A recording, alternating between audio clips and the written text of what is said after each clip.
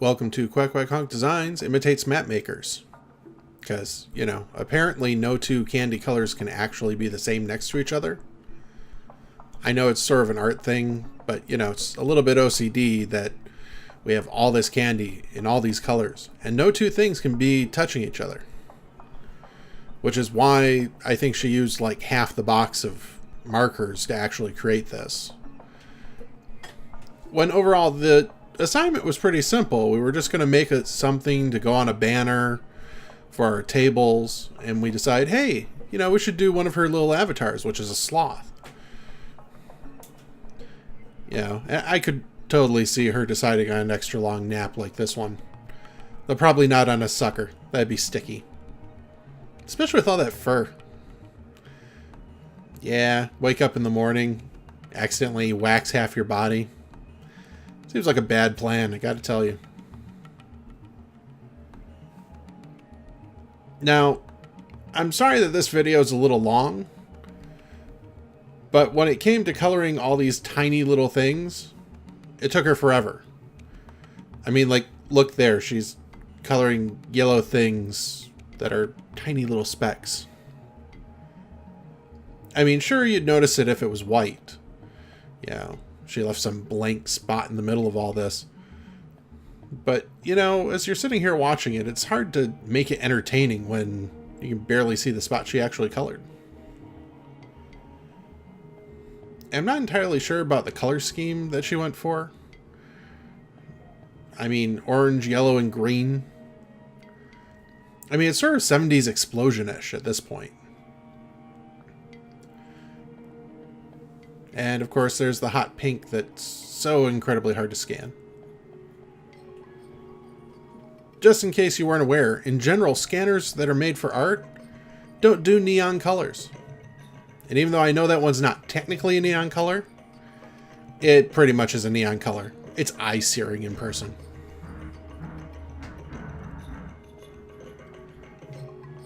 Yep, there isn't a ton to say as she's coloring in these tiny little spots. Other than to mention they're tiny little spots. Did I say tiny little spots? I like the fact that we're up to 2 shades of orange. Oh, there. Oh, I thought that was going to be blue. Some purple for contrast, I guess. Since everything else was yellow and orange and green. The only real problem with her picking a sloth as the character for this is they're brown.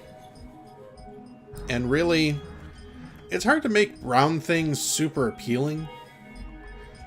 I mean, we can make them cute, but then you have to pile on, candy-colored things behind them to sort of give them visual interest. I mean, if this was on top of a big pile of chocolate, people would just go, hey, there's brown things on brown. And more brown. And that really just wouldn't work at all. So instead we have to go for this giant pile of multicolored candy. I really feel like I should be looking closely to see if any two colors actually do touch. I think there's some orange candies on the right-hand side which are touching each other.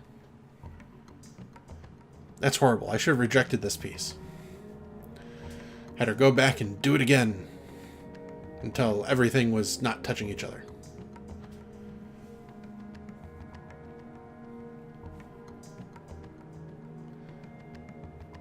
I'm sort of wanting one of those old-fashioned candies that she's coloring right now. You find them in a dime store like 5 for $1 or something. Not that there are a lot of dime stores anymore. Probably I'd have to go to like a nostalgia candy place for that stuff anymore. Well, that or any place that specializes in, history sort of entertainment.